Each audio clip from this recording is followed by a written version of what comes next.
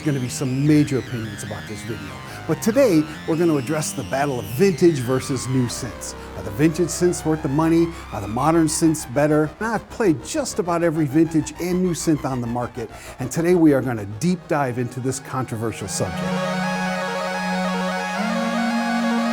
The reason that you have for wanting one over the other is absolutely valid. There is no absolute answer in this video like yes you should do that or yes you should do that. It really depends on what's important to you. So let's talk a little bit about that. Why a vintage synth? Well, obviously that synth was very, very important in the time that it came out. If you were of the age when you were playing keys but didn't have a lot of money and you saw those vintage synths when they were new, you might be thinking, someday you will be mine. And so for that kind of person, it's very exciting to get a synth that you've wanted your whole life. And it has the look and feel and the knobs and everything from that era, the 70s, the 80s, the 90s. So for that reason, you know, I can totally understand why you would want that synth. If you really like a certain era of music, there's a certain coolness to having the exact synth from that era, and I promise you it's going to be really easy to make those sounds.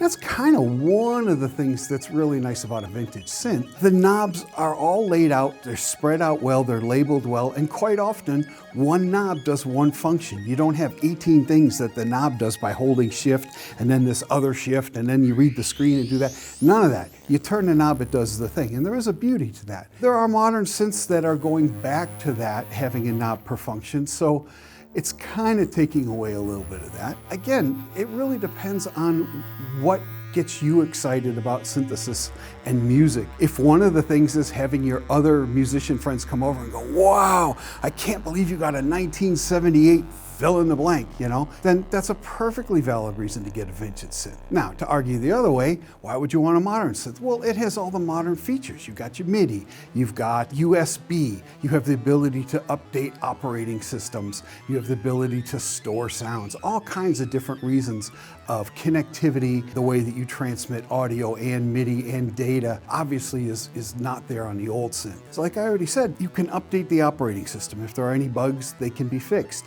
If there are any improvements, they can be added. And most of the time, those things can be added simply by getting a download over the internet and connecting USB and plugging it in and transmitting the data. Now you have the new OS. You have other features that you just didn't have back then. MIDI clock, the ability to lock at different units of the beat against MIDI clock.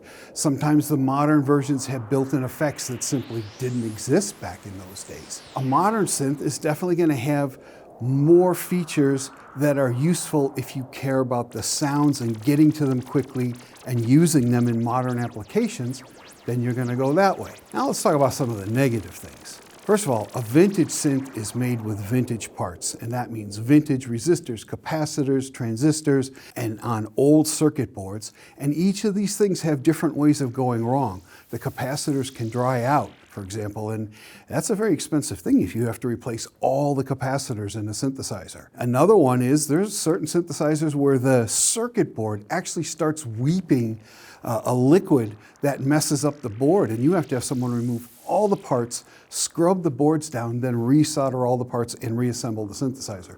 And that is a very expensive project. Now, this isn't going to happen to every synth. You might buy a vintage synth and enjoy it for years and years and years, but it's certainly a possibility. Talking about the modern synth, it may not have the same sound as the older synth, although they are getting better.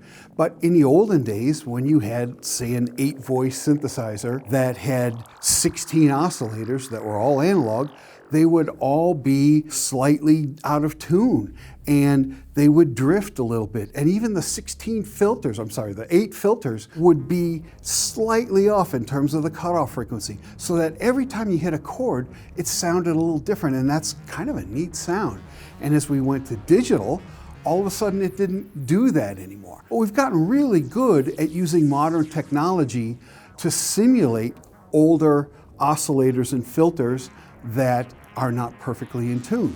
We have knobs now called vintage or various things, and basically it just slightly throws the tuning off on the oscillators, and it slightly throws the frequency cutoff off on each of the filters.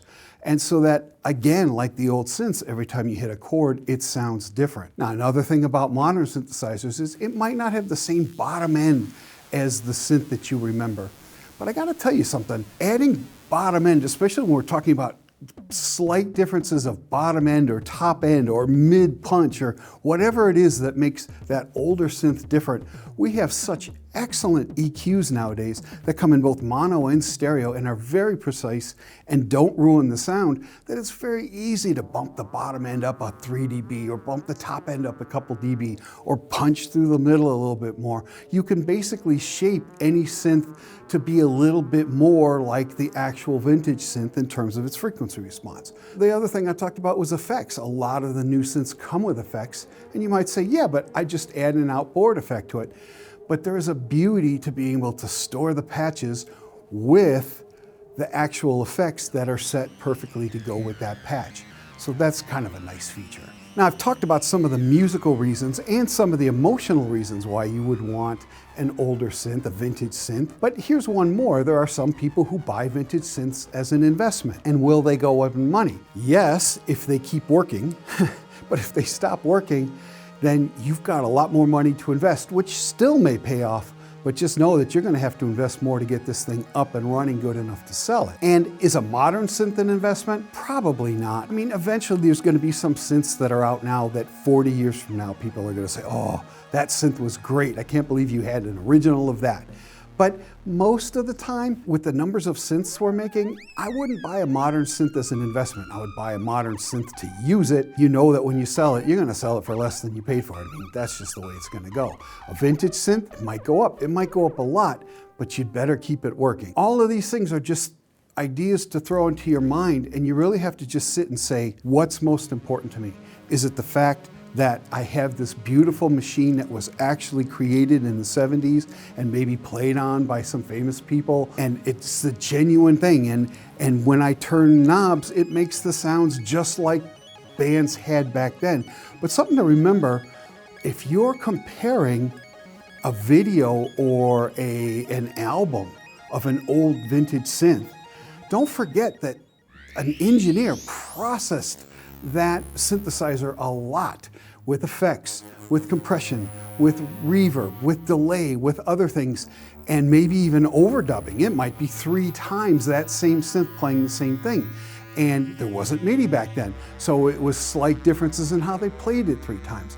So when you're judging a vintage synth against a modern synth, it's really important that you don't use the actual hardware synth dry versus a recording from the 70s that's been heavily processed and modified to make it sound perfect for that song. So at this point, you probably already know in your heart whether you're a modern synth person or a vintage synth person or some combination of the two. If you're into the modern synths, check out Sweetwater.com. We have many, many synthesizers, each with their own videos and specifications. And if you're into vintage synths, check out the Gear Exchange at Sweetwater.com, and you can filter for vintage synths. And who knows, you might find a real gem out there. My name is Daniel Fisher. Thank you very much for watching.